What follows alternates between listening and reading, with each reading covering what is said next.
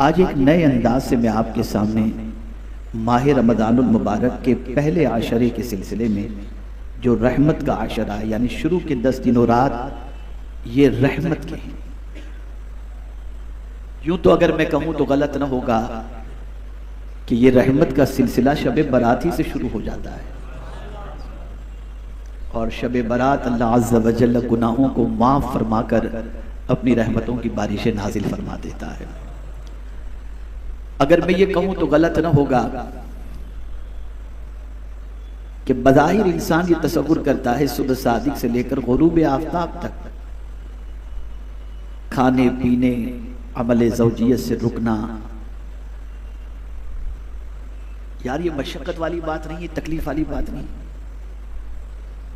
तो मैं आपको बताऊं, बज़ाहिर नजर आने वाली और पेश आने वाली इस थोड़ी तकलीफ के बाद की राहत को अगर देखें तो मैं सिर्फ एक मिसाल के जरिए आपको समझा दूं। हम गंदे हैं, गुनाहों से हमारा दामन आलूदा है, सर के बालों से लेकर पैर के नाखून तक हम गुनाहों की गंदगी में डूबे हुए हैं। अल्लाह हमें पाक करना चाहता है और ये सिर्फ मिसाल समझने समझाने के लिए है।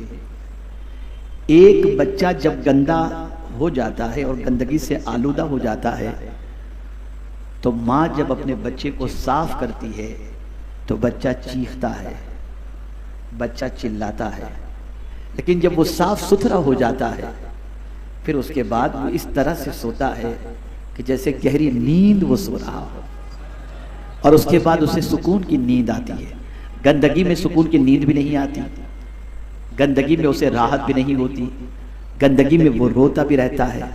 लेकिन जब माँ उसको अच्छी तरीके से धुला देती है, साफ कर देती है, अच्छे कपड़े पहना देती है, पाउडर लगा देती है, खुशबू लगा देती है, बदबू उसके बदन से नहीं आती, फिर उसकी पोजीशन ऐसी होती है, ऐसी गहरी नींद वो सो जाता है कि जैसे कोई सुकून से सोया हुआ हो।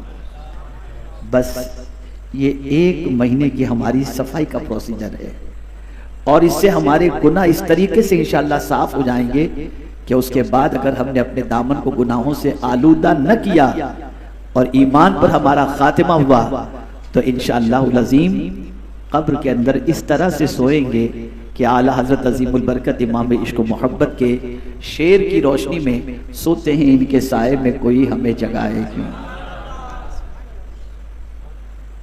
यूं तो आप बकायदे हयात भी अगर मदीने मुनव्वरा चले जाएं तो इतनी सुकून की नींद आती है, अल्लाह अकबर। मैं अगर ये कहूं तो गलत ना होगा कि यकीन माने कि जितनी सुकून की नींद मदीने में आती है इतनी सुकून की नींद दुनिया में कहीं नहीं आती। इसको किसी ने बहुत अच्छे अंदाज से समझाया है और यूं कहा है, थका हुआ बच्चा जब माँ की गोद में सर रख दे तो उसे फौरन नींद आ जाती है। एक परेशान हाल उम्मती जब मदीने पहुंच जाता है तो हुजूर की रहमत की गोद में गोया कि उसने सर रख दिया है और अल्लाह उसे सुकून की नींद अता फरमा देता है। खैर, अब आइए समझते हैं। मैं आज चाहूँगा कि बिल्कुल होशो हवास के साथ, पूरे शऊर के साथ, पूरी बेदारी के साथ आज गुफ्तगू को सुने, चूँकि रात का काफ़ी हिस्सा गुजर चुका है और मुझे इस वक्त एक भी शायद ऐसा नज़र नहीं आ रहा जो छपकी ले रहा हो। माशाल्लाह तकरीबन बेजार की जगह पर बेदार ही मुझे नज़र आ रहे हैं। अब आइए समझते हैं। अल्लाह के रसूल सल्लल्लाहु अलैहि वसल्लम ने माह रमज़ान के पहले आशरे के बारे में फरमाया, शहरुन अव्वलुहु रहमतुन। माह रमज़ान का पहला आशरा रहमत का आशरा है। क्या मतलब? मतलब यह है कि इस माह मुबारक के पहले आशरे में अल्लाह की रहमत की मूसलाधार बारिश होती है, रहमत के दरवाजे खोल दिए जाते हैं। अब उस रहमत से फायदा उठाने वालों को चाहिए कि उस रहमत से फायदा उठाए, उसको महसूस करे, उसकी तलाश करे। जिस तरीके से आका करीम सल्लल्लाहु ताला अलैहि वसल्लम की सुन्नत मुबारका है कि मस्जिद में दाखिल होते वक्त जो दुआ हम पढ़ते हैं वो कौन सी दुआ है? अल्लाहुम्मा फ़्तह ली, बोलिए बोलिए, अबवाब रहमतिक। हम दिन में 5 मरतबा अगर मस्जिद में नमाज के लिए जाते हैं तो हम अल्लाह की बारगाह में दुआ करते हैं, ए अल्लाह रहमतों के दरवाजे हम पर खोल दे।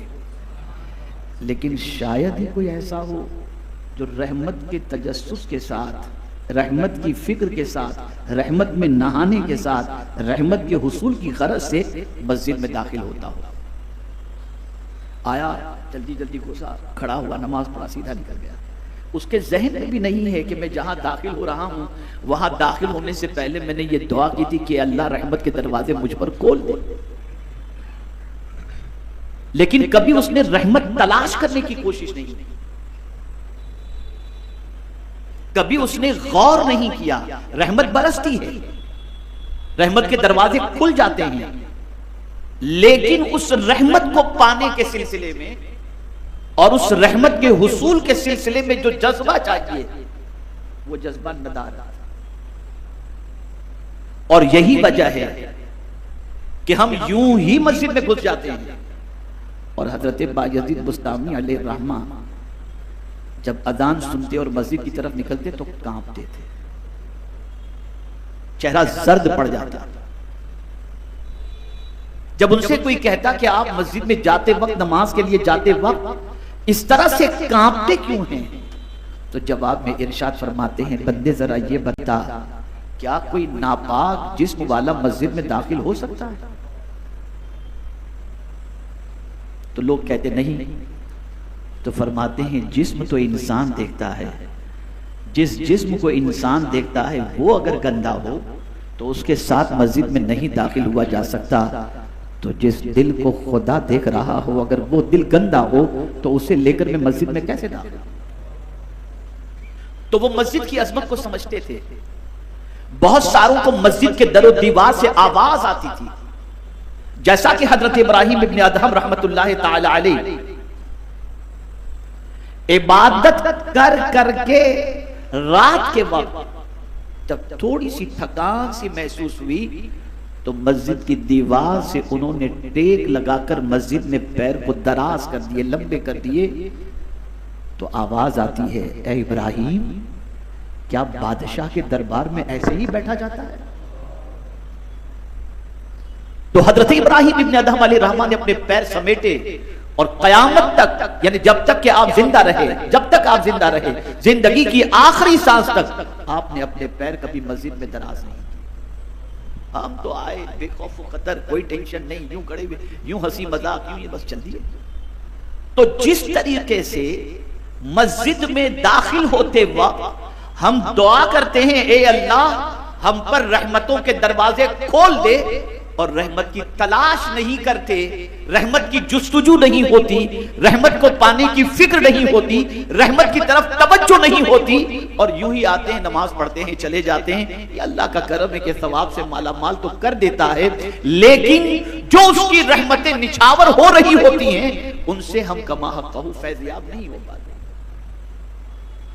वरना आप क्या समझते हैं, ये इस वक्त आप और हम जो बैठे हुए हैं, एक तो मस्जिद भी है और फिर इल्म की महफिल भी है। आप जानते हैं हम कहां बैठे हुए हैं? ये जन्नत तो है रुए जमीन की, बज़ाहिर हमें ये छत नजर आ रही है,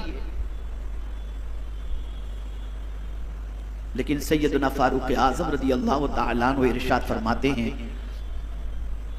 जब कोई इल्म की महफिल के अंदर बैठता है तो अल्लाह अपनी चादर रहमत उस पर तान देता है। तो बज़ाहिर हम इल्म की महफिल के अंदर मौजूद हैं, लेकिन हकीकत यह है कि हम पर अल्लाह की चादर रहमत तनी हुई है। इसीलिए सहाबा दीन की महफिल में शरीक होते थे, जाते थे।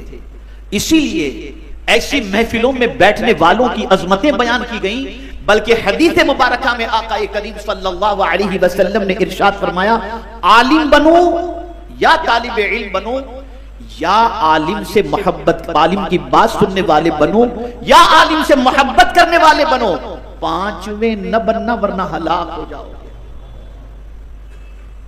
ये वो महफिलें हैं जहां अल्लाह की रहमत साया फगन होती है, लेकिन वो रहमत नजर किसको आती है? उस रहमत की बारिशों को कौन महसूस करता है? तो मेरे प्यारे आका सल्लल्लाहु अलैहि वसल्लम के प्यारे दीवानों, जिसका ताल्लुक अपने रब से और उसके प्यारे हबीब सल्लल्लाहु अलैहि वसल्लम से जुड़ जाता है और ताल्लुक मजबूत होता है। आकाए करीम सल्लल्लाहु अलैहि वसल्लम ने इरशाद फरमाया, शहरुन अव्वलुहु रहमतुन, माह रमजान का पहला अशरा रहमत का है। तो रहमत की मूसलाधार बारिश होती है, बेहिसाब बारिश होती है। लेकिन ऐसी बारिश के अंदर भी हम देखते हैं बहुत सारे बाहर मौजूद हैं, कोई खा पी रहा है, कोई मुतायका नहीं, खाने पीने की शरीयत ने इजाजत दी है, रात को खाइए, रोजे में खाने की पाबंदी है, लेकिन रात भर खाते रहना और इस मुबारक रात के अंदर और इन मुबारक अय्याम के अंदर बरकतों के हुसूल की फिक्र न करना, ये कितने बड़े ताज्जुब की बात है। असल जो है, जिनकी नजर कुरान पर होती है, वो कुरान मुकद्दस की रोशनी में अल्लाह की रहमत किस किस तरीके से हासिल होती है, हम क्या करें कि अल्लाह की रहमत हम पर निछावर हो और हम उसकी रहमत के हकदार बन जाएं। इसमें कोई शक नहीं कि माह रमजान के पहले आशरे में उसकी रहमतों का नुज़ूल होता है, लेकिन परवरदिगार ने कुछ ऐसे अमाल बता दिए कि अगर बंदा उन अमाल का मुर्तकिब हो जाए तो गोया वो रहमत के समंदर के अंदर गोता लगा रहा।